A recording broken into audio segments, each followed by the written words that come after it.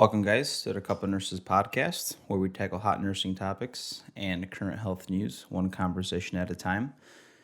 For those that are new, welcome to the podcast. You will not be disappointed. Those that are returning, thank you guys for listening. Thank you guys for continuing to rocking with us and spreading the good news, the shares, the likes, and all that stuff that's happening. I really appreciate it.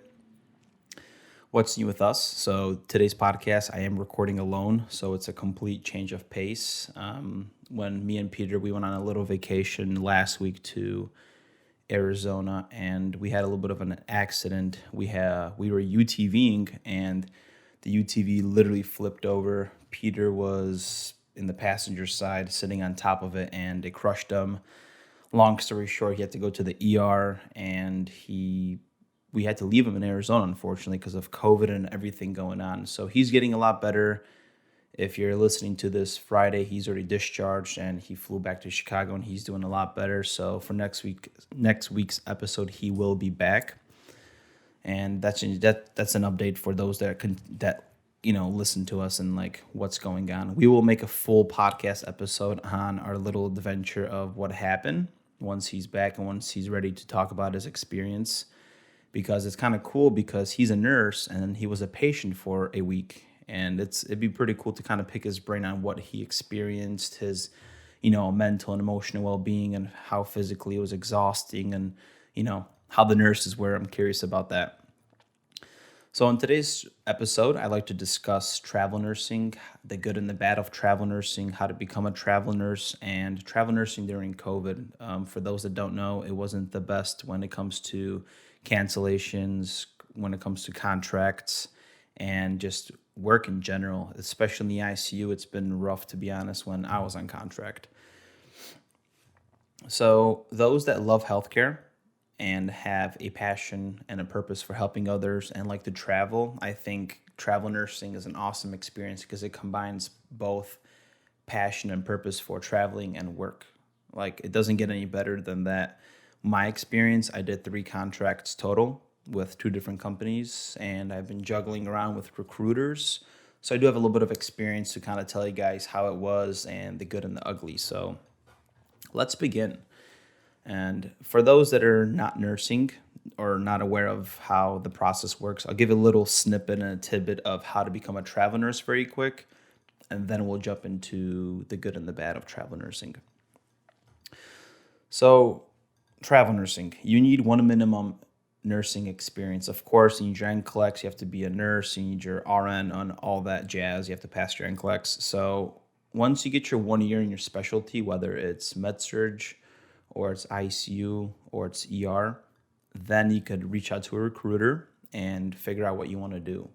Travel nursing is basically a career that you're working away from home.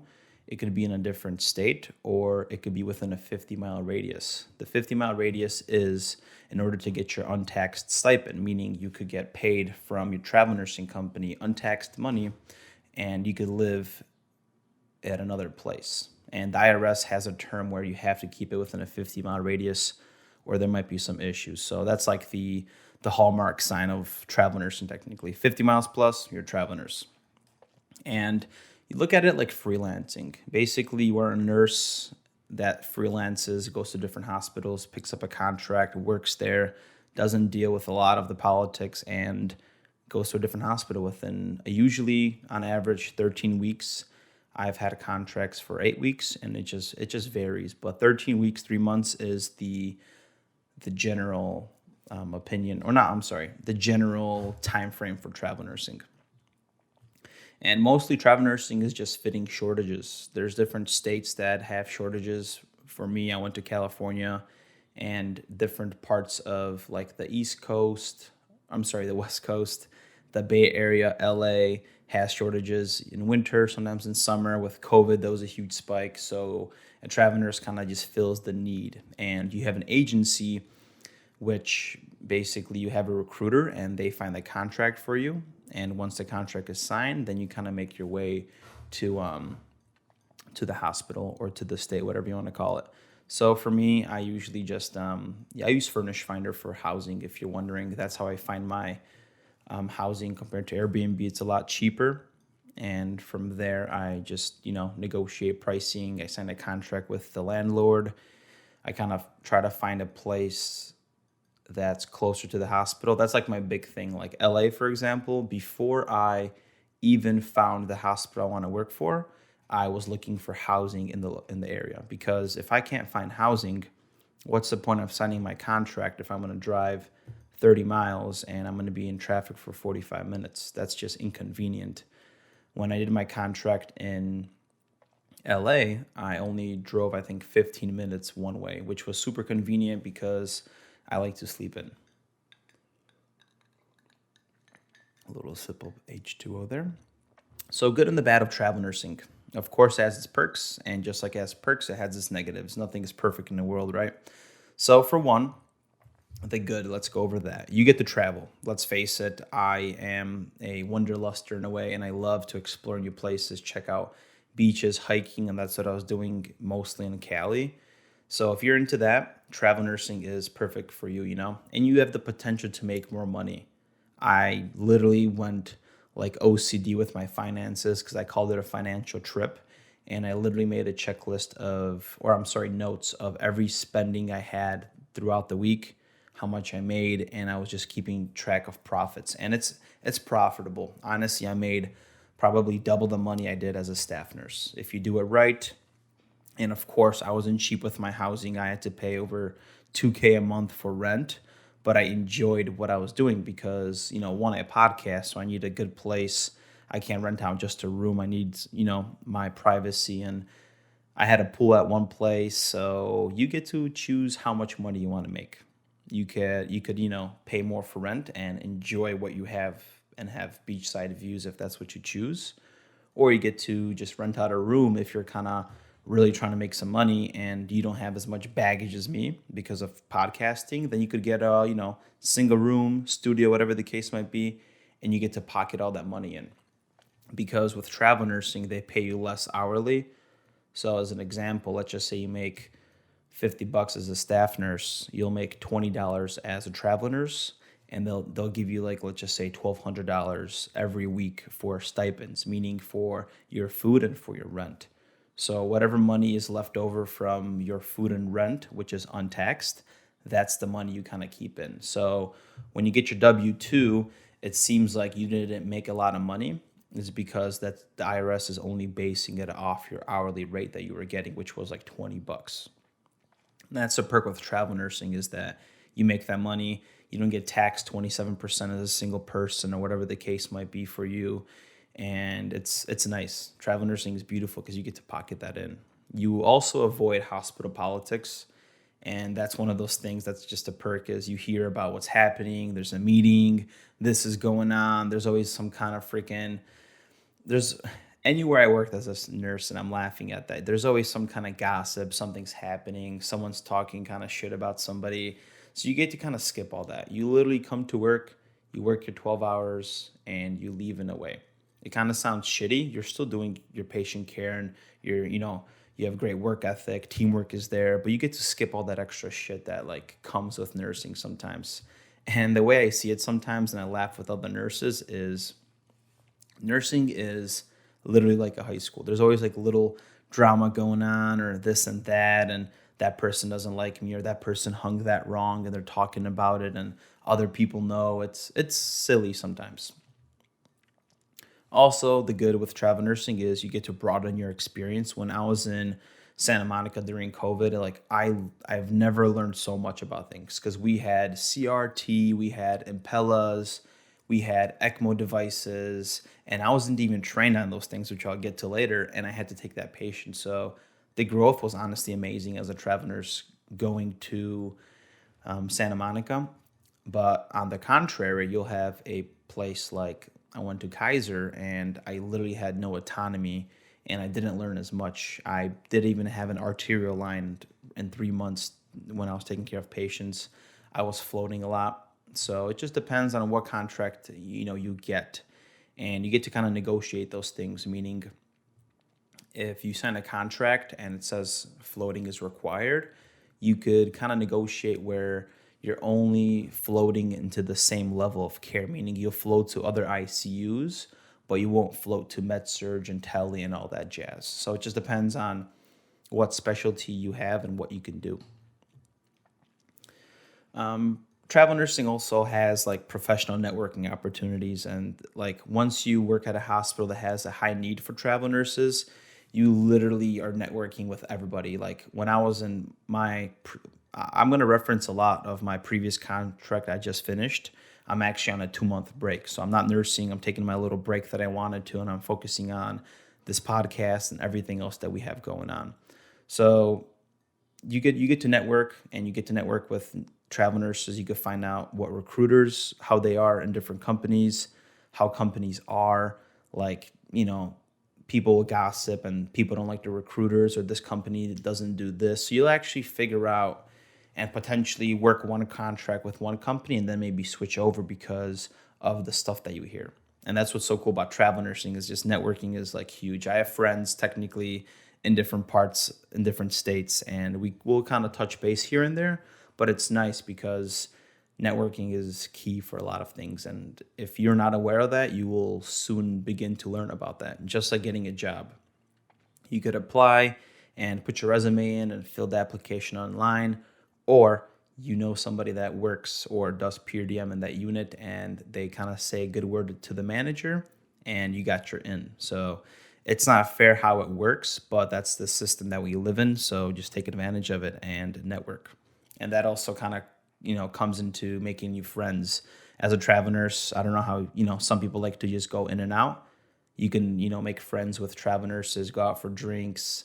You could hang out and go to the bar. With COVID, that sucked, unfortunately, and maybe you could go hiking. So it's nice having friends that you meet as a travel nurse, because you're technically alone in a different state. So that has its perks. And also, I like the idea of try it before you buy it. Meaning, as a travel nurse, you're able to travel to different states, cities, and you get to find out what you actually like about that city. And maybe in the future you could move there with no strings attached. And that's what I love. I could travel to San Diego, do all the activities that the locals do, and if I don't like it, I get to ditch that lifestyle with no strings attached, no payments, and just go somewhere else. And that's what the flexibility part is in travel nursing. Like, it's amazing. I worked 7 months back to back from November to June. And now I just take a 2 month break. And I could take a 3 month break if I wanted to. I just won't get paid, but I saved enough that it gives me the ability to do that. Or in between contracts, you could take a month break or 2 week break, go visit your family, fly back in. So there's a lot of endless possibility with travel nursing. And now let's get into the bad. So one thing I've noticed as a travel nurse is, at first you start feeling lonely. You begin to feel that you don't have that same support that you had from friends and family, and that could really mind fuck you in a way at first. Like, loneliness is terrible, right? We seen it in isolation during COVID, and we know its effects. Now imagine travel nursing where you're stuck in your damn home, and everybody is like 2,000 miles away. And that was like also my like inner journey with travel nursing. Is I learned a lot about myself, and I've learned how to be happy alone. And that loneliness that comes at first with travel nursing kind of dissipates, and you learn to be happy. You learn to hang out with yourself. You learn to go date on dates with yourself, and it becomes easier. And that loneliness kind of like dissipates, and you get to enjoy your own time. And now I feel like I'm selfish with my time. I enjoy it so much. I almost sometimes want to have a day to myself, and don't hit me up, because it's enjoyable. But of course, it comes with growth, and you have to learn how to be alone. But for example, being homesick, that happens, right? You kind of have all your friends and family in different state, and they're hanging out, they're going out to the beach, and you're in your travel nursing contract. So sometimes that happens, and I call it FOMO, FOMO, which is the fear of missing out. Another thing with travel nursing that's the bad is you'll move a lot. You'll travel 3 months at a time sometimes. I know some travel nurses, they like to stay at a place for like 9 months to a year, and they keep extending. What I did is I kept moving every 3 months. So it just depends on how you like it. If you like to be in and out and keep trying new places, go for it, and you can do that. And there's a lot of wear and tear on your vehicle. So if you are a travel nurse that drives to your contracts across the state, that might put a lot of miles on. I personally, what I like to do, because I drive a BMW and I just know if I go over past 100K, my car's gonna start breaking down. So I'm just kind of like protecting my miles. I'll just ship my car out from Chicago to Cali or wherever I am. It just depends what you do. And it's pretty cheap, pretty affordable. Me and Peter, when we went to Oakland, we drove 32 hours in 2 days to drive from Chicago to Oakland. Never again. I was so exhausted. I'd rather pay the damn money and pick up a shift and just have a peace of mind. So that's what I personally like to do. The bad, you're going to be travel nursing and there's going to be a lot of paperwork. Once you sign that damn contract, there's so much to fill out. You have to do continuing education. You got to do like telemetry, KG tests. You have to go get a physical.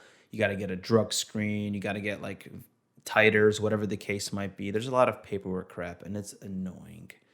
That's one thing that I hate is you finish one contract within, your 3 months, you're already signing one, and in between your transition to another hospital, you got to do like 8 hours of paperwork, continuing education to start your next job. That's a huge negative that like annoys me. Also pay packages. You have your recruiter, but sometimes they want to make money too because everything's a business and you have to always keep your best self-interest in mind. So with these travel nursing recruiters is they will try to kind of lowball you a little bit so you could take the job because they have a bill rate, meaning let's just say the company makes $100 the company signed a contract with the hospital for $100 an hour for you. That recruiter will give you $60 an hour and you sign the contract.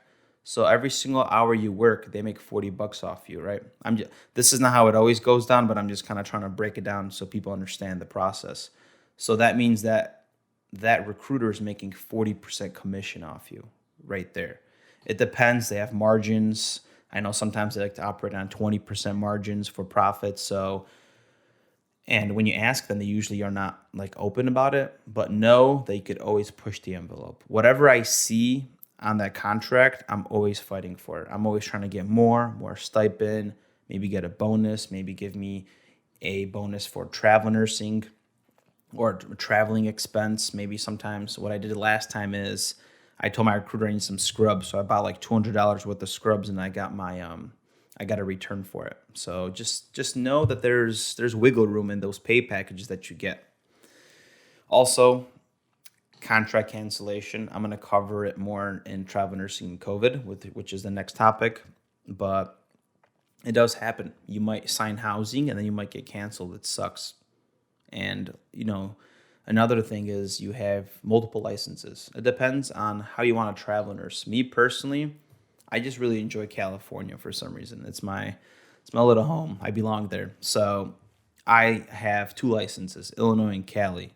Some travel nurses might have 3 or 4. So there's a lot of upkeeping there and you got to, pay a fee every 2 years to get your license renewed. That's annoying. If you're a nurse that works in a compact state, meaning I don't know what state it is, I'd have to check. If you are in Michigan, for example, and Michigan belongs to the compact state group, you get to have your license available in like 20 states where you could work. That's a perk. Unfortunately, Illinois is not like that, or Cali, so I have to have 2 separate licenses. Another bad thing with travel nursing is like filling out taxes because you're getting untaxed and you're traveling to different states. There's like different ways of doing things. I don't even know how it works, to be honest. I just pay my accountant to take care of it. I know when I did it in 2020, he charged me a little bit more. So therefore, I know there's some kind of, pushback with that because, Cali has different W-2 forms and taxations compared to Illinois. So that's just my experience there. Also, benefit packages as a travel nurse.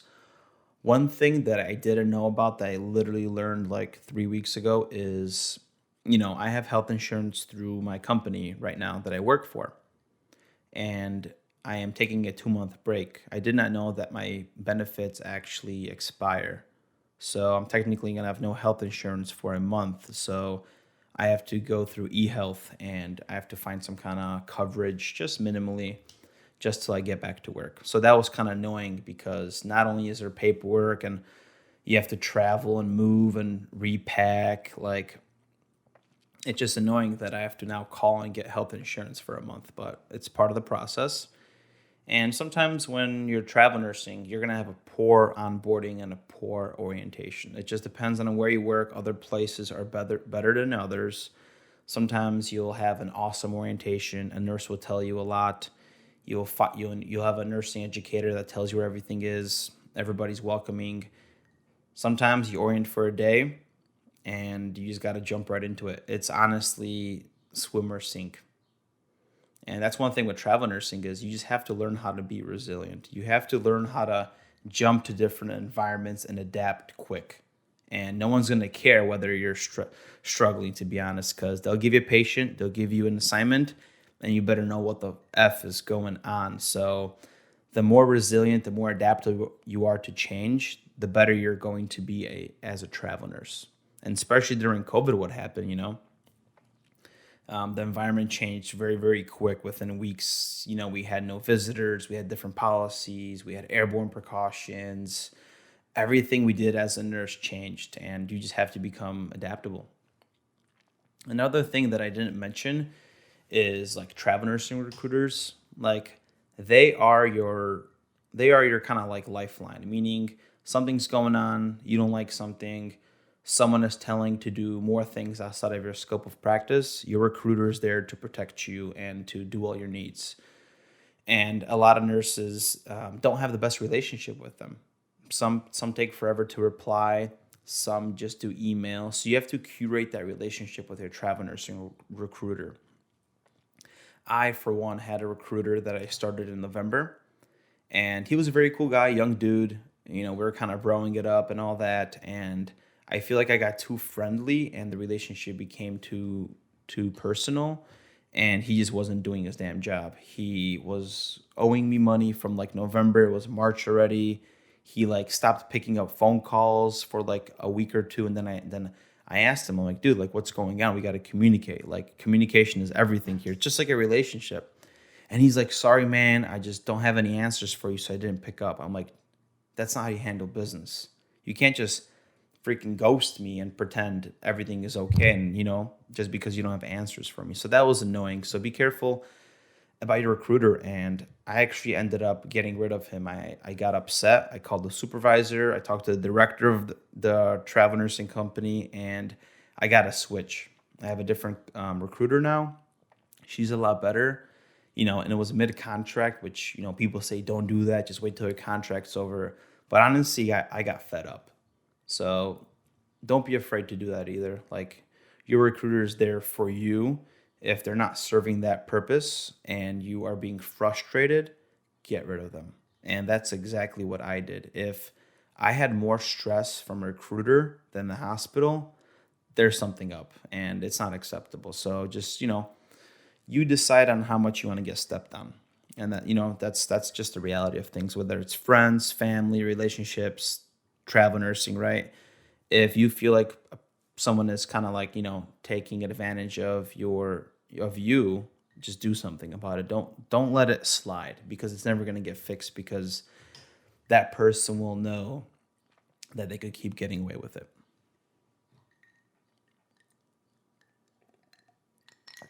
I'm having some water.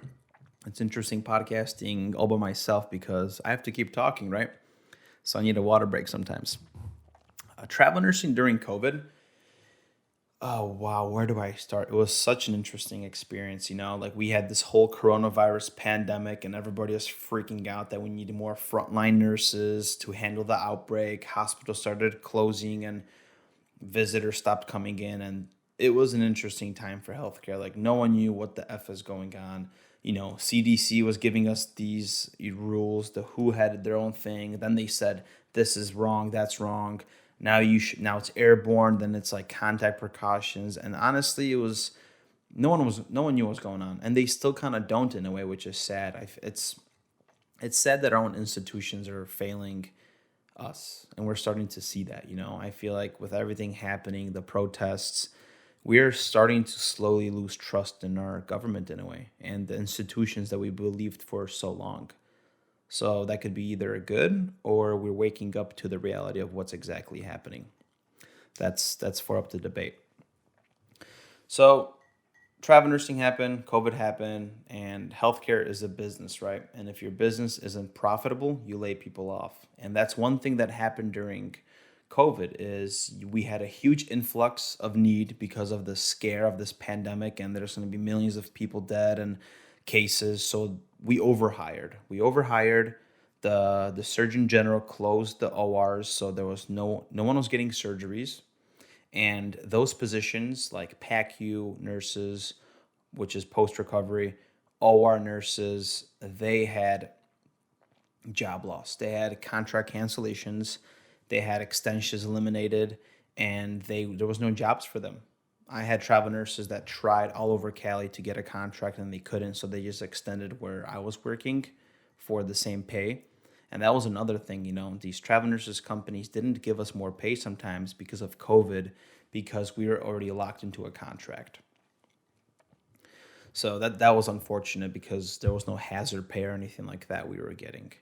And the nurses that didn't get their contracts canceled, for example, in the ER and stuff like that, and we were working with a lot of PACU nurses, they basically cross trained to other floors. So the way the ICU was running is I was the main nurse for two patients. Sometimes one, depends on what was going on. And these ER nurses and PACU nurses, we call them runners. So they would, because of COVID and there was so much gowning up to do, it wasn't efficient to just keep getting in and out of the room because it was airborne precautions. We had to have a PAP run and everything was sealed. So we had nurses outside of the rooms running in and getting us supplies like, hey, I need an NG tube. Hey, grab me a Foley, or hey, let me get a purple top to draw my labs because I forgot it. And these nurses would kind of like be the medium between us and just getting shit done. So that was kind of cool. So if you were a travel nurse during that time, it was interesting time because you weren't working in your specialty. You were working in different floors, and your you had no expertise there, but you had to learn. Same thing with me. I never took care of ECMO patients, meaning they basically had bypass, right, with blood. And I never took care of an ECMO patient, but I had no choice because of what was going on and the staffing issue. I had to watch some YouTube, literally, which is crazy because it's unsafe, but it was literally the Wild West in nursing. Like, all rules were gone. Like, for example, like scanning patients, right? You the rule was you always have to have a label on your patient to scan.